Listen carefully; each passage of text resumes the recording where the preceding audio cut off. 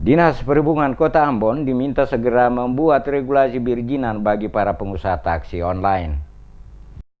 Dinas Perhubungan diminta segera untuk melakukan regulasi bagi seluruh pengusaha transportasi online yang beroperasi di Kota Ambon, baik itu ojek online maupun mobil online. Ketua Komisi 3 DPRD Kota Ambon Yusuf Wali kepada DMS Media Group mengatakan, Komisi 3 telah melakukan rapat bersama dengan Dinas Perhubungan Kota Ambon. Salah satu yang diminta oleh Komisi 3 ke Dinas Perhubungan adalah membuat regulasi yang mengatur perizinan bagi seluruh pengusaha transportasi online yang beroperasi di Kota Ambon. Saat ini dari data yang ada, kata Wali, jumlah perusahaan yang bergerak di bidang transportasi online, baik ojek maupun mobil sebanyak 6 perusahaan. Oleh karena itu, pihak Komisi 3 meminta untuk Dinas Perhubungan segera mengatur perizinan bagi seluruh pengusaha ojek online dan mobil online guna menghindari munculnya persoalan di kemudian hari antar pengusaha ojek online dan ojek konvensional. Sosialisasi juga harus dilakukan oleh para pengusaha transportasi online ke masyarakat, terutama para supir dan ojek konvensional, untuk memberikan pilihan kepada mereka jika ingin bergabung dengan perusahaan ojek online atau mobil online. Oleh karena itu, selaku Ketua Komisi 3 DPRD Kota Ambon, dirinya berharap dalam waktu dekat ini tindak lanjut dari Dinas Perhubungan Kota Ambon sudah dapat dilaksanakan dengan mengeluarkan aturan atau regulasi mengenai perizinan bagi seluruh pengusaha ojek online maupun mobil online. Hal ini dirasa penting karena selain memberikan jaminan usaha bagi mereka, juga memberikan manfaat bagi pendapatan asli negara, bagi pendapatan asli daerah dari izin yang dikeluarkan. Dan permasalahan hari ini sebenarnya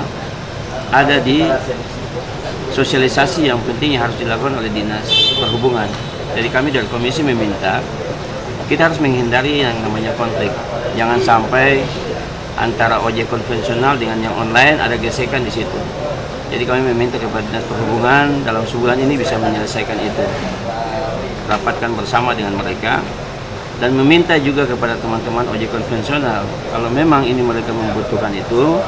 Nanti kita menunggu kapan akan dilakukan panel sosialisasi provider online oleh teman-teman. Sehingga teman-teman ojek konvensional ataupun pangkalan taksi konvensional bisa memilih sebenarnya mana yang terbaik buat mereka. Gitu. Karena apabila dilakukan pelarangan kan nanti sama saja di semua tempat seperti itu.